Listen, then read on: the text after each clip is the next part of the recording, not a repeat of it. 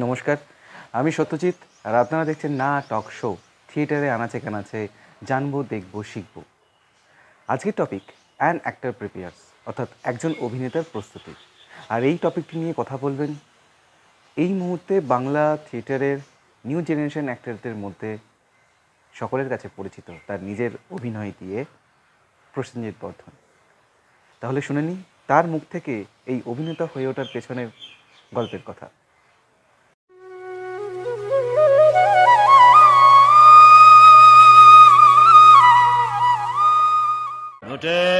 ঘন্টা দে।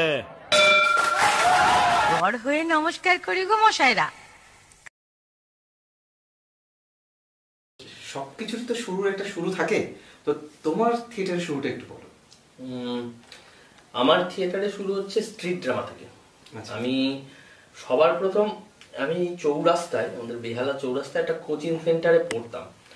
তো সেইখানে যে কোচিং সেন্টারের এক বন্ধু, তার একটা ওই পাড়াতেই নিজস্ব একটা দল ছিল, সেই দলে সে কাজ করতো। এবার যা হয় আর কি, পাড়ার থিয়েটার দলে কেউ না কেউ কোনো একটা রিহার্সালে অনুপস্থিত, তার শরীর খারাপ, তো কোথা থেকে আরেকজনকে জোগাড় করা যায়। তো কোচিং সেন্টারে আমি ওর বন্ধু ছিলাম, আমাকে বললো তুই করে দে। আমি জীবনে থিয়েটার করিনি, কিন্তু ও বললো আমরা শিখিয়ে নেবো।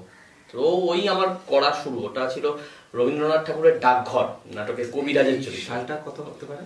এটা হতে পারে 2000 সাল। তো তখন আমি ওই কবিরাজের চরিত্রে করলাম। করবার পর ওইখানে যে আমি প্রোগ্রাম করার পর ওইখানে এক দাদা এসেছিল দেখতে। সেই দাদা পরে আমাকে শোয়ের শেষে আলাপ করলো আমার সাথে, করে বললো আমরা স্ট্রিট ড্রামা করি, আমরা একটা এনজিওর তরফে করি, ওই এইডস, পোলিও, কুষ্ঠ এইসব ব্যাপারে নিয়ে অ্যাওয়ারনেস ক্যাম্পেনিং করি। তা তুমি চাইলে আমাদের সাথে কাজ করতে পারো, এর পরিবর্তে তুমি কিছু সামান্য হাত খরচটুকু পাবে। তো আমার ওই স্ট্রিট ড্রামায় ঢুকে গেলাম আমি। তো ওইখান থেকে আমি প্রায় বছর 5 কি 6 আমি পুরো পথনাটকই করেছি, আর কিচ্ছু না। পথনাটক করেছি প্রায় 1000-5 মতো শো করেছি আমি এই 5-6 বছরে স্ট্রিট ড্রামা। তো সেইখান থেকে তারপর এক সময় আমি সেখান থেকে নান্দিকারের ওয়ার্কশপ করি। সেখান থেকে নান্দিকার থেকে নয়নাটুয়া তৈরি হয়, গৌতম হালদার তৈরি করেন। সেখানে আমি বেশ কয়েক বছর কাজ করি। তারপর সেখান থেকে ফাইনালি মিনার্ভা রেপার্টরি থিয়েটার। এটা কত সাল তুমি মিনার্ভা যখন জয়েন করেছো? মিনার্ভা জয়েন করলাম আমি যখন, তখন হচ্ছে 2010। অর্থাৎ মানে আর নান্দিকা শুরু করেছো কবে? নান্দিকা শুরু করেছি 2006। তাহলে সেভাবে যদি ধরা যায় তাহলে প্রায় 14 বছর। মানে সিরিয়াসলি থিয়েটার নিয়ে যখন কাজ করা শুরু করছো, মোটামুটি 14 বছর ধরা যেতে পারে। মানে যদি 2000 সাল থেকে আমি থিয়েটার করা শুরু করি, আর আজকে 2020, মানে প্রায় 20 বছর হলো। এইটা যদি বলি যে 20 বছর আগের প্রসেনজিৎ বর্ধন আর 20 বছর পরের প্রসেনজিৎ বর্ধন, কি পরিবর্তন হয়েছে? রোগা ছিলাম খুব, মাথায় অনেক চুল ছিল, সেটা শারীরিক বাহ্যিক পরিবর্তন। মানসিক পরিবর্তন হয়েছে যখন প্রথম দিকে থিয়েটার করতে শুরু করি।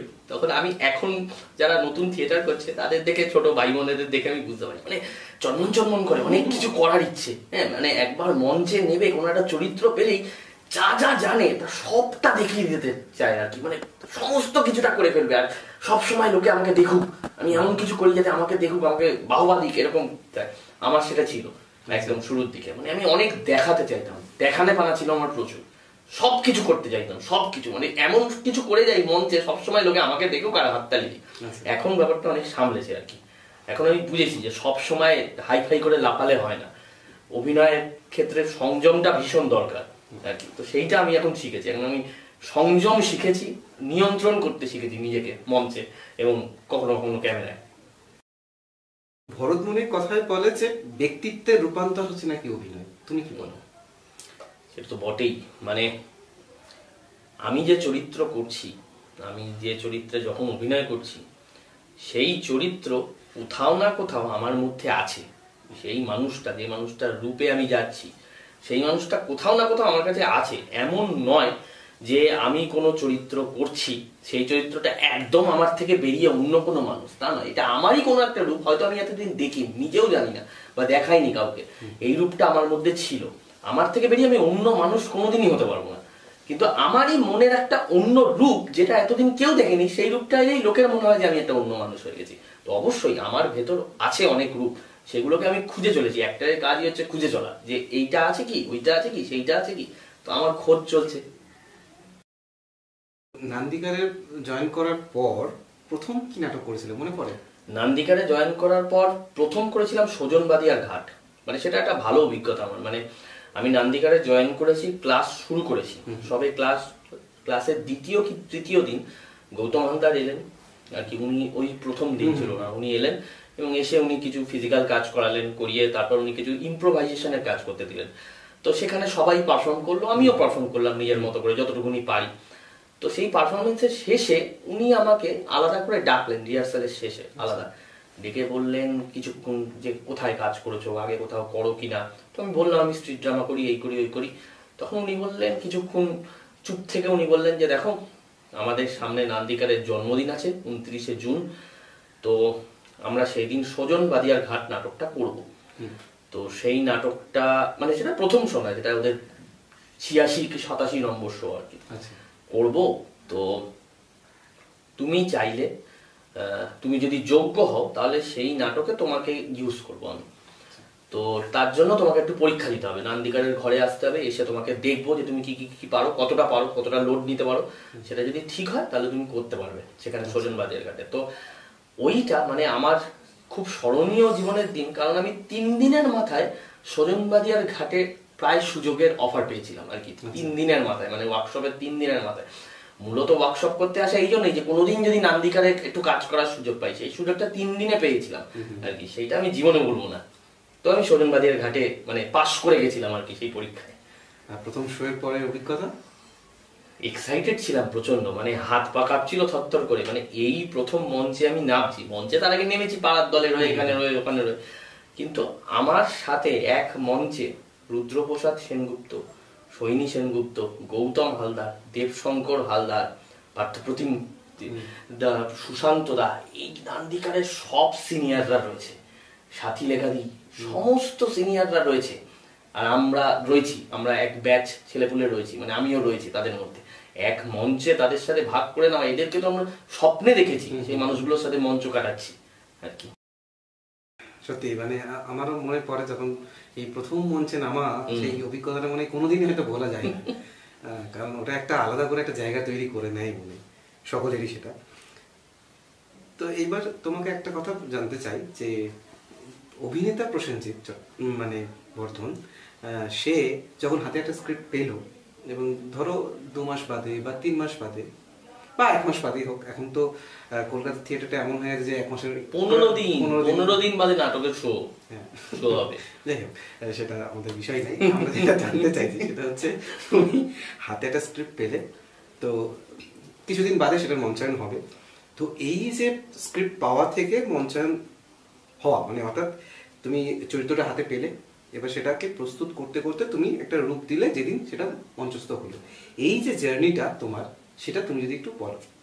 আগে যেটা করতাম, ওই যে বললো না যে আগে প্রথম দিকে অভিনয় যখন শুরু করেছি তখন কি ছিল, তখন ছিল যে স্ক্রিপ্ট হাতে পেয়ে না আমি নিজের মতো একটা ক্যারেক্টারাইজেশন করে নিতাম, একটা সাজিয়ে নিতাম। আমি এই করবো, এখানে যাবো, ওখানে যাবো, এখানে লাফাবো, চিৎকার করবো, এই করবো। এখন মানে কাজ করতে করতে যেটা বুঝেছি বা যেটা করে আমি খুব সাহায্য পাই, সেটা হচ্ছে আমি ছেড়ে রাখি নিজেকে। মানে স্ক্রিপ্টটা হাতে পেলে সঙ্গে সঙ্গে আমি এইটা ক্যারেক্টার, আমার ক্যারেক্টার কি, এটা কি, ওটা কি, আমি কিছু খুঁজি না। আমি যদি স্ক্রিপ্টটা পড়তে থাকি, বারবার পড়তে থাকি। স্ক্রিপ্টটা পড়লে আমরা বেশিরভাগ অভিনেতারা এটা মিস করে যাই, আমরা স্ক্রিপ্ট পড়ি না পুরোটা, আমরা নিজেদের পার্টটুকু পড়ি, যে এই আছে, এই কিউ আছে, এই আছে। আমরা যদি স্ক্রিপ্টটা পড়ি না, ওই ঘটনায় বা ওই পারিপার্শ্বিকের মধ্যে আমার চরিত্রটা কিভাবে প্লেসড হয়ে আছে সেটা বোঝা যায়। কিন্তু এটা আমরা মিস করে যাই। আমি এখন বারবার পড়ি ওইগুলো, স্ক্রিপ্টটা পুরোটা জুড়ে বারবার পড়তে থাকি, আর রিহার্সালে ছেড়ে রাখি, জিরো করে রাখি নিজেকে। এমনি রিড করতে থাকি, রিডিং সেশনে এমনি রিড করতে থাকি, এমনি কম্পোজিশন করতে থাকি, ক্যারেক্টারাইজেশন করি। আস্তে আস্তে ক্যারেক্টার তৈরি হতে থাকে নিজের মধ্যে, পারিপার্শ্বিক প্রভাবে, কোঅ্যাক্টরদের সাথে আদান প্রদানের মাধ্যমে চরিত্র আস্তে আস্তে তৈরি হয়। ডিরেক্টরের সাথে ভাব বিনিময় করতে করতে তৈরি হয় চরিত্র। শুরুতেই একটা ভেবে এলাম, তারপর শেষের দিকে গিয়ে দেখলো মিলছে না অন্য কোনো চরিত্রের সাথে, নাটকের ঘটনার সাথে মিলছে না। সেই বুমেরাং কেস অনেকবার হয়েছে আমার। সেই জন্য এখন আমি নিজেকে ছেড়ে রাখি এবং তাতে দেখি আমি ভীষণ উপকৃত হচ্ছি আর কি। আমার মানে চরিত্রায়নটা তৈরি হয় অনেক শেষে গিয়ে। আমি আগে থাকি, ওই পরিবেশ পরিস্থিতির মধ্যে থাকার চেষ্টা করি, এবার খুব শর্ট টাইম প্রজেক্ট, মানে যেটা শো নামবে ইয়ে 1 মাস বললে যে 1 মাস বা 15 দিনের শো নামবে, সেক্ষেত্রে একটু তাড়াতাড়ি আমাকে চরিত্রায়নের দিকে যেতেই হবে, কোনো পথ নেই। কিন্তু বেশিরভাগ যেখানে একটা সুস্থ প্রসেসের মধ্যে আছে থিয়েটারটা, মানে মিনিমাম 3 মাস বাদে শো বা 4 মাস বাদে শো, এবং আস্তে আস্তে অন্তত 20-25টা রিহার্সাল আছে, তাহলে আমি খুব ছেড়ে রেখে কাজ করতে এখন পছন্দ করি। আচ্ছা, তো এতদিন যে থিয়েটারের তোমার জার্নি, বা এখনো হয়তো অনেকটা দূর তোমার যাওয়া আছে, তো এতদিনে যে কতগুলো নাটক তুমি করেছো, তার মধ্যে এমন কোনো চরিত্র যেটা তোমাকে খুব বেশি করে প্রভাবিত করেছিল? প্রভাবিত মানে আমার কয়েকটি চরিত্র আছে, মানে বিভিন্ন চরিত্র আমার জীবনে বিভিন্ন রকম এফেক্ট ফেলেছে।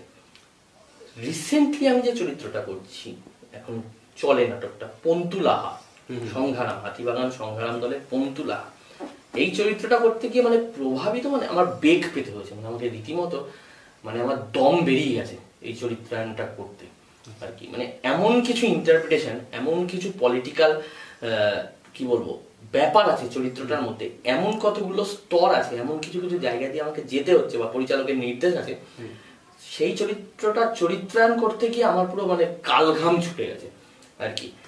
এইটা একটা চরিত্র যেটা আমাকে খুব খুব মানে নাড়িয়ে দিয়েছে। আর একটা চরিত্র ডানা নামে একটি নাটক হয়, কৌশিক চট্টোপাধ্যায়ের নির্দেশনায় সংসপ্তক টালিগঞ্জ নামে একটি দল করে, তো সেই চরিত্রটা আমার খুব কাছাকাছি, মানে আমার খুব ইমোশনালি আমি খুব অ্যাটাচড হই ওই চরিত্রটা। ওই চরিত্রটা ইমোশনালি অ্যাটাচড না হলে করাও মুশকিল, চরিত্রটাই ইমোশনাল প্রচন্ড, তো সেইটা হয়। আর প্রথম যেদিন লাইফে মঞ্চে ক্যারেক্টার সজনবাদিয়ার ঘাটে আমি কোরাসের অংশ ছিলাম, বীরের মধ্যে একজন ছিলাম, এটা আমি জানি, ওখানে প্রচুর কোরাস, এবং ওখানে কোরাস হওয়াটাও একটা গর্বের বিষয়। এবার যেখানে আমি প্রথম ক্যারেক্টার করি সেটা শীর্ষেন্দু মুখোপাধ্যায়ের জাল নামে একটি গল্প আছে, সেটা থেকে নয়নাটুয়ার ব্যানারে, তখন নয়নাটুয়া না, তখন কল্যাণী নাট্যচর্চা কেন্দ্রের ব্যানারে গৌতম দা ডিরেকশন দিতেন। তো ওই জাল নাটকে একটা ট্যাপা নামে একটা মাস্তানের চরিত্র করতাম। সেই চরিত্রটাও আমার জীবনে খুব গুরুত্বপূর্ণ, কারণ আমি প্রথম অভিনয় শিখি ওই চরিত্রটা করতে করতে, যে অভিনয় কি। এই মুহূর্তে তুমি কতগুলো নাটকের সঙ্গে যুক্ত আছো যাই না, অনেক নাটক, এটা অনেকেই জিজ্ঞেস করে, এবার আমি সত্যি জানি না, মানে আমার মানে গুনিনি ঠিক। আন্দাজ যদি বলতে বলো, অভিনয় করি আমি, কোরিওগ্রাফি করি কিছু কিছু জায়গায়, কিছু কিছু জায়গায় ডিরেকশন দিই, যদি সব কটাকে মেলাই তাহলে 35টার বেশি। বলছো কি? মানে না সব যে চলে একসাথে তা নয়, কিন্তু মানে রেগুলার চলছে এরকম নাটক যদি বলা হয় তাহলে হয়তো 15-20টা, কিন্তু 9 মাসে 6 মাসে একদিন শো হয় এরকম নাটকগুলো ধরলে ব্যাপারটা বাড়বে আর কি।